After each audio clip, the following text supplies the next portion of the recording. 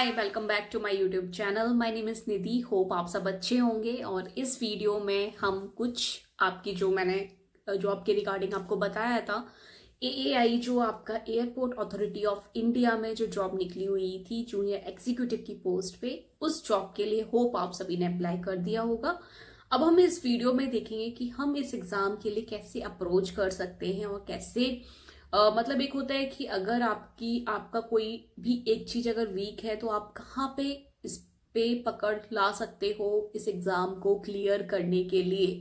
तो सबसे पहले अगर हम बात करें तो आपका आता है जनरल अवेयरनेस, जनरल नॉलेज का। तो जनरल अवेयरनेस को भी ना 3 पार्ट्स में अपन डिवाइड कर देते हैं। एक आपका हो गया करंट अफेयर, एक स्टैटिक जीके, और स्टैटिक जीके में भी आपका जो हिस्ट्री और अदर जो पार्ट्स आ जाता है वो भी आपका मतलब स्टैटिक जीके में ही आ गया। बट मैं यहाँ पे ना कुछ जो वन लाइनर स्टैटिक जीके जो आपका रहता है मैं उसके रिगार्डिंग भी बात कर रही हूँ। अगर आपने ल्यूसेंट की बुक भी देखा हो तो आपकी बैक साइड में कोई भी बुक आप लोगे ना स्टैटिक का, तो उसकी बैक साइड में आपको वन लाइनर स्टैटिक मिल जाते हैं, वहां से कवर कर सकते हैं। इसके अलावा अगर आपको बुक पढ़ के बोरियत हो रही है या बुक से नहीं कवर कर पा रहे हो तो ऑनलाइन काफी यूट्यूब चैनल्स ऐसे हैं जो आपको एमसीक्यू की फॉर्म में आपके जो स्टैटिक जीके हैं उसको कवर करा देंगे। इसके अलावा आपका जब हिस्ट्री, पॉलिटी और ये सारी चीजें जब रह जाएंगी तो आपको ये ल्यूसेंट की बुक से ही कवर करना है। ये one of the best book रहने वाली है हर एक एग्जाम के लिए। आपके जिस भी एग्जाम में आप एसएससी का कोई अगर एग्जाम दे रहे हैं, इवन अगर आप स्टेट पीएससी का भी एग्जाम दे रहे हो ना, ल्यूसेंट की बुक उसमें भी बहुत अच्छा रोल प्ले करती है। आपको अदर बुक्स भी पढ़नी पड़ती है, ऐसा नहीं कि नहीं पढ़नी पड़ती है, but still it help you a lot. Okay, तो आप ल्यूसेंट की बुक को रिफर कर सकते हैं। तो यहाँ पे मैं आपको 1-2 चैनल बता दूंगी इस वीडियो के एंड में। इस वीडियो के एंड तक जरूर देखिएगा ताकि आपको एक ब्रीफ आइडिया लग जाए कि आप कैसे और किस चैनल से कवर कर सकते हैं स्टैट का जो पार्ट है जीके का उसका। एंड आपका जो जनरल अवेयरनेस का आपका जो करंट का पोर्शन आ गया, तो मैंने आपको आई डोंट नो मैंने आपको बताया या नहीं बताया, बट इसमें आपको करंट अफेयर एटलीस्ट आप 1.2 मंथ तक का लेके चलिए, यानी कि 12 महीने तक का तो करंट अफेयर आपको करना ही करना है। 1 साल से ऊपर अगर कर लोगे तो काफी अच्छा है, बट अगर नहीं रिमाइंड कर पा रहे हो तो 1 साल का सफिशियंट है, 1 साल का कर लीजिए।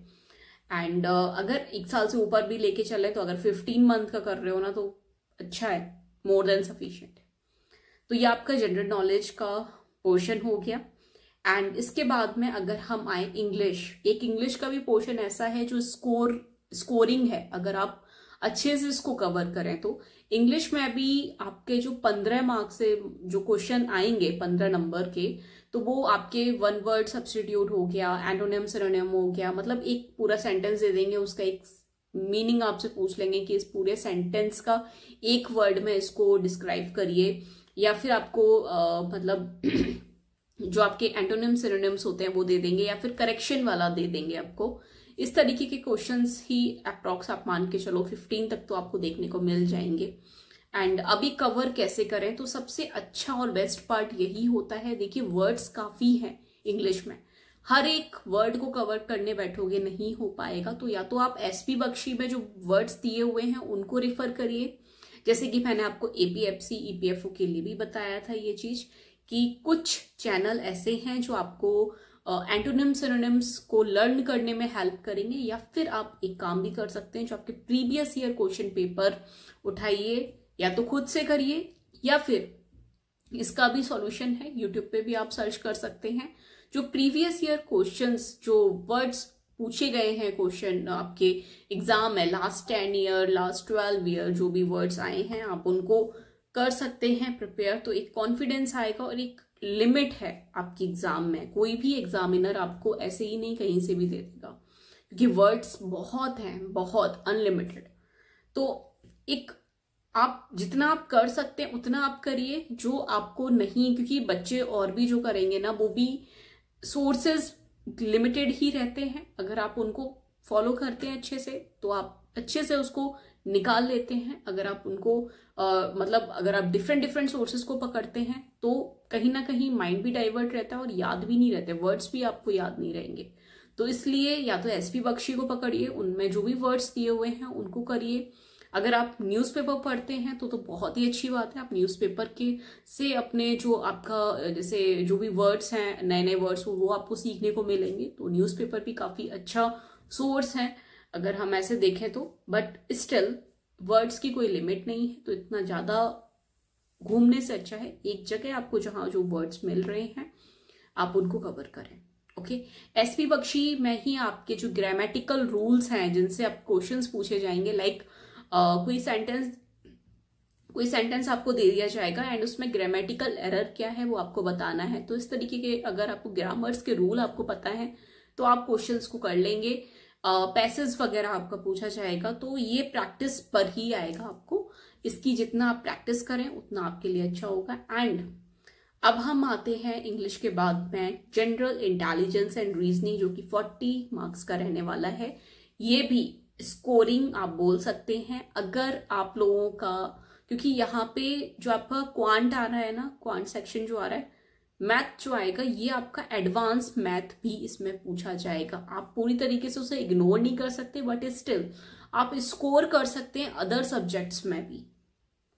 तो वहां का जो पोर्शन है आप ऐसा बोल सकते हैं कि मान लो अगर आप इंग्लिश और जनरल अवेयरनेस और अगर रीजनिंग में स्कोर कर लेते तो आपका जो मैथ्स में अगर थोड़ा बहुत रहेगा भी तो उसमें कोई इतना ज्यादा इफेक्ट नहीं पड़ेगा। लेकिन अगर आप दो सब्जेक्ट में अगर आप नहीं कर पाओगे, जैसे अगर मैथ्स हो गया या रीजनिंग भी आपकी वीक है, रीजनिंग में भी नहीं कर पा रहे हो, तो बहुत ज्यादा दिक्कत होने की बात है।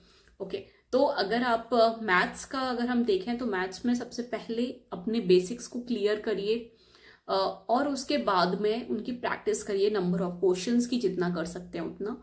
रीजनिंग में एक छोटी सी आपकी एक अरिहंत की बुक है, रेड कलर की रहती है ये अरिहंत की बुक, आप इसको फॉलो कर सकते हैं बेसिक्स को क्लियर करने के लिए। और उसके बाद में आप प्रैक्टिस करिए, नंबर ऑफ क्वेश्चंस जितने लगाओगे उतना आपके लिए अच्छा रहेगा। एंड इसमें टेस्ट सीरीज आपको परचेज करनी ही पड़ेगी। मैंने इतना सर्च कर लिया, मुझे सिर्फ एक वेबसाइट दिखी है जिसमें एक फ्री टेस्ट आपका अवेलेबल है iExamBee की। अदरवाइज मुझे कोई भी एक भी ऐसी वेबसाइट नहीं दिख रही है जिसमें फ्री टेस्ट अवेलेबल हो। तो यहाँ पे आपको टेस्ट तो परचेज करना ही पड़ेगा, बट उससे पहले बेसिक्स क्लियर करिए और क्वेश्चंस की प्रैक्टिस करिए। क्वेश्चंस भी आपके जो आएंगे इसमें ये एसएससी के लेवल के ही पूछे जाएंगे। तो एसएससी की अगर आप प्रिपरेशन ऑलरेडी कर रहे हैं तो ये वाला पेपर आप इजीली क्लियर कर लेंगे।